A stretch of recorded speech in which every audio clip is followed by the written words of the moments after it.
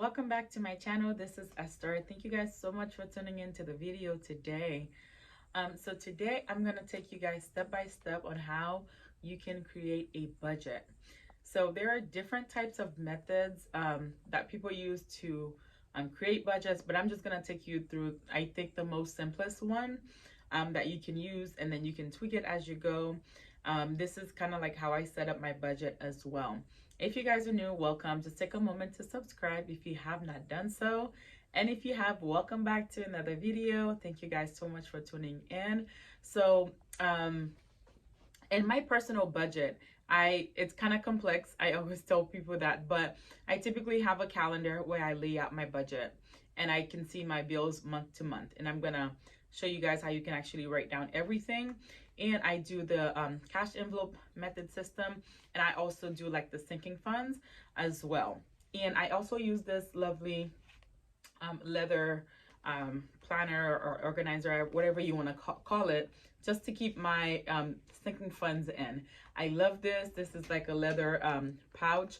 I'm a couponer as well, so I actually do have a separate one for couponing and that I just started using. But in here is where I keep all of my sinking funds.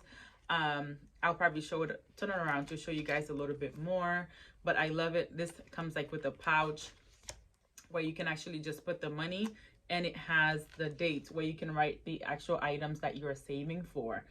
So yeah, and I got this from Amazon, and I'll put the link in the description box below if this is something that you're interested in buying. It's very convenient, and one other thing I love about it, I love these pockets in here. So I have these cards. They're just plain index cards. So if I'm over for the month, if I'm under, that it helps me to stay on track with what I'm tracking. And on this first page, I'll show you guys an example. So this is all of my sinking funds. I do them for the year, and I just divide the numbers. So then this, I was a little bit over last month, and I pulled money out. And even though I do this as a sinking fund, when I buy something online, of course, I still have to use my card. So then I'll put that, the category that I used, and then that doesn't get any money for that month or that pay period. So, and I can also put these index cards in the description box below, but this is kind of like what I use. This comes with a nice slot where you can put a pin here, or a pin here as well. So let me take you guys over to just a piece of paper where you can actually just set your budget. And of course, this is just scenarios, but you can just set it up to whatever works for you. This is what works for me, but I'm just here to kind of like help you guys get started if you have not started, or maybe you can learn something new as well. And if this was helpful, just leave me a comment below that it was, and let me know what else you'd like to see more from this. Let me take you guys over. All right, guys, so to start with, of course, you need to write down your expenses. You need to know what you're tracking, what's due, and when they are due. So some of the things that are included in expenses, so let's just write down your expenses. So some of the things you can count as expenses, of course, you have your rent or mortgage. I'm gonna put mortgage. Then you want to write down how much is due. Of course, most rent or mortgages are due on the 1st, so you can write down the date. So for this video, I'm just going to write 3/1, and this is what you want to do with all of your bills. You want to write the dates when they are due and the amount. So for the purpose of this video, these are not my real numbers. We'll just say $1,000. All right. Some of the thing that goes into your expenses are like your utilities, transportation, and things like that. So I'm just going to come up with a list, and you can list this however you want and whatever works for you as well. So on here, I'm going to put, let's put on the 5th that I have my car payment that's due. And let's say that is $200. Or 200, not 2,000, $200. And then let's say I have like utilities that's due on the 6th. So let's say we have just the light bill. We want to write that down. Let's say that is, I don't know, $70. And then if you have any other utilities like your trash, I know that normally comes within the utilities. You can write that down here as well. I'm going to put like car insurance. Let's say that's due on the 10th. And of course, you want to go through and write down all of your expenses, and then you want to put them in order of dates. So I'm going to put car insurance. And let's say that is $135. And some other things you can count as utilities, as expenses or like debt. So if you have like any credit card debt, anything that you have to pay for the month, you want to write them down. So let's say capital one. All right, so let's say that credit card, if you want to pay the minimum balance or you want to pay whatever, but let's just say that you pay $50. So we'll just stop here. You guys get, okay, so whatever else that you may have that is an expense, you want to write it here. Like if you have life insurance, whatever monthly bills you have, you want to write it as an expense. So though I have more expenses, but I do break them up. So another way, I use the cash envelope method, but if you didn't, you would want to write everything here so you know exactly what's coming out and when it's due. So like if you have subscriptions, you want to write them down. If you have internet, you want to write them down, or anything else, you want to write them down here. And also like if you, do something different for transportation, if you have something different, let's say for your personal spending, you can write them down here as well. Now, I'm going to move over to my cash envelopes. Again, this is just going to be for the scenarios. So right here, I'm just going to write cash envelopes. So now the things that I put on my cash envelopes are the things that I'm using on a daily basis. That's not necessarily monthly, but just daily basis. So I have food, and this could be like eating out, as well as groceries. You can, do it however you want. I add gas in my cash envelope. I have small kids, so I'm still paying for daycare. So I put my daycare. And my husband uses the dry clean pretty often, so I'll put dry clean. And I have some more other categories as well. So here, the same here, I like to designate a budget for my food. So let's say, and this is just on a pay period for me, because we get paid every other week. So I try to do it every other week when I get paid. So let's say I want to put $100 towards this. Gas, when I take gas out, this is for both of our, my husband's car and my car. So you want to track that spending so you see how much you're spending on gas. But let's say for gas, we're taking out $100 a week. Let's say for daycare, we're doing $500 for the week, or for the 2 weeks. And then let's say for dry clean, normally I take out a smaller amount because it adds up. Let's just say that we do 50. So this is just an example of how you can list the items that you want to do for cash envelopes. And the reason why I started using cash envelopes was so that I can get out of debt and that I can stop using my credit cards for certain payments. So now let's move into our sinking funds. So for sinking funds, this is of course something that you're planning that's happening. Not necessarily like just emergencies, but this expense is going to come up. So for sinking funds, some of the things that I have in mind is like Christmas. I have Christmas. I have birthdays.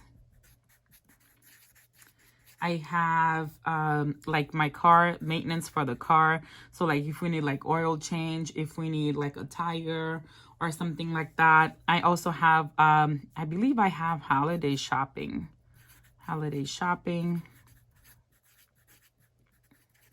And I also have a section for clothes. So because I have small children and they're always growing, I try to have a section for clothes just when I need it so that I can have it. And on here, sometimes I'll have like, I have 2 boys, so I'll put like personal or beauty in this category. But again, these are just mine. You can add it however you want to add it, and then just add whatever your categories are for those as well. So now let's move into our budget. how you can actually set up this budget. So, all right. So we'll just label this budget setup. All right. So then you want to make sure that you are calculating the amount of income that is coming in for all income streams. So like if you have your job, then you have a book that you're selling, then you may have YouTube, then you may have a side hustle. For me, I have my stockpile, I have my ebook, I have my couponing classes. So all of these are income sources for me, as well as my job. So, and typically when I do my budget, I include both mine budget and my husband's income together, because we all get paid in one account and our money goes equally to everything. So let's say for the week, and again, I do this on a bi-weekly basis. So let's say for the month, we make, I don't know, let's say my husband makes $2,000 for the month. And then let's say I also make $2,000 for the month. So then that gives us a total of $4,000. Now let's say this is monthly. So we know this is monthly. So then I know this is what's coming in for the month. So that means for every 2 weeks, we're bringing in $2,000. Again, these numbers are not adding up, but this is just for the sake of the video. So then I do want to go through and add up all of the expenses, just so that I know where I am as far as that. So you want to go through and add up all of your expenses. So then for the rent, I will add it up, $1,000. I'll add plus the 200. I'll add up plus the 70, plus the 135, plus 50. So then just this part of the income is going to be, we're looking at here, $1,455. All right. So then now that means I'm only left with, so let's say minus 4,000. So then I'm only left with $2,545. So these are the my main expenses right here. So then we got this number right there. Then I want to go up and add my cash envelopes. So I assign these again as needed, so I know where my money is going as well. So now let's say now I'm gonna go ahead and add up the cash envelope. So for food, I'm gonna add 100. For gas, I'm gonna add 100. For daycare, we're gonna add 500. And for dry clean, we're gonna add 50. And now with this, I'm gonna go ahead and multiply it by 2, because we're doing it for the month. So we got 750 times 2, because this is on a bi-weekly basis. So times 2, that was wrong, 750 times 2. So that gives us $1,500. So that gives us $1,500. So then now, if I take my 1,500 and I plus 1455,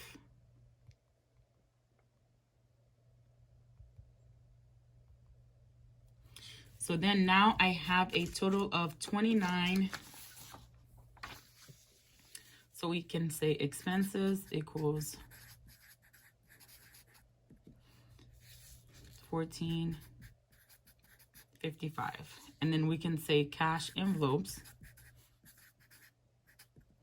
equals 1,500. So then that gives us a total of 2,955. So these are for our main expenses. So for me, if I'm short on my budget, these are the things that I'm focusing on. I'm focusing on my expenses because I need shelter. I need light. I need my car to get to work. I need, I don't need my credit card, but I do need to pay my car insurance, so on and so forth. We need food. We need gas. My children needs to go to daycare. My husband needs to go get those clothes from dry clean. So these are my main two focus when I'm getting started and I need to bring my expenses under control. So then now whatever I have left over, I can add to my sinking funds. So then now we have 2,955. We're going to take that away from the 4,000. So that still leaves us with $1,045. So then now that means I have 1,045 to put towards my cash envelopes. So my sinking funds rather. So remember, yes, I do need my car, but if I don't have this money to fix my car, then I'm in trouble, right? So this is why it is important to have a sinking fund so that you're planning for something that is going to happen. So it is, all these three are important, and I do track all of them, but I do them separately. So then now with the 1045, I can go and assign whatever I want to, at least most important to me. So for me, I need to put money aside for my oil change. So let's say we're gonna add $100 for that. Let's say for birthday, we wanna put down 120. Let's say for Christmas, we wanna put down 100. For holiday shopping, depending on whatever presents you're getting for Christmas, for whatever else, you can add to that. So we'll add another, I don't know, 100. And then for clothes, since those kids are really growing, I want to add, let's say 250. And as I'm adding, I want to keep track of what I'm adding. So let's say now I want to take away 100 minus 120 minus another 100 minus 100 minus 250.